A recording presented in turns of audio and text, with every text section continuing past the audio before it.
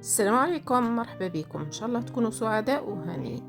كيما راكم تشوفوا الوصفه تاع اليوم هي دجاج بالزيتون، او تقدري تقولي طاجين دجاج. مهما كانت المسميات، المهم هي دجاج بشويه زيتون وبطاطا وجزر. وصفه سهله وبنينه. نبداو في المقادير. نسميو بسم الله ونبداو في المقادير. نبداو في الوصفه ندير لها ملعقه تاع السمن. تقدري تستبدليه بالزيت، زيت نباتي، زبده، على حسب الاختيار. نحطوا الدجاج ونحمروا الدجاج مليح في هذيك الزبده او الزيت اللي استعملتيها في الاول. نحمروه مليح، يتحمر مليح. الكميه على حسب الاسره تاعك، تحبي تزودي تنقصي هذيك على حسب الاسره تاعك. حبيبه بصل، حبيبه صغيره مش كبيره، مع شويه فصوص ثوم.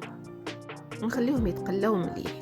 نزيد لهم شويه معدنوس، نغطي عليهم ونخليهم يتقلاو. هذا المرحله مهمه بزاف. خلي الدجاج تاعك يتقلى مليح، ياخذ وقته في التقليه. هذيك هي اللي تبنن الدجاج. التوابل اللي نحتاجها في التقليه هنايا ملح وفلفل الكحل فقط، لا غير.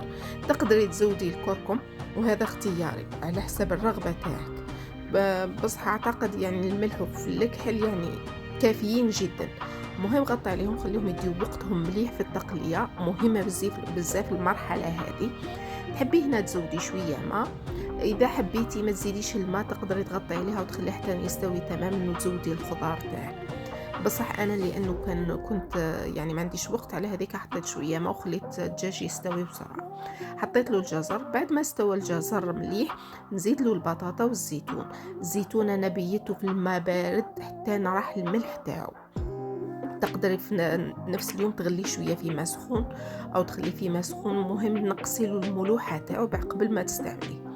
وطبقنا صار جاهز كيما راكم تشوفوا. طبق ساهل سريع وبنين بزاف.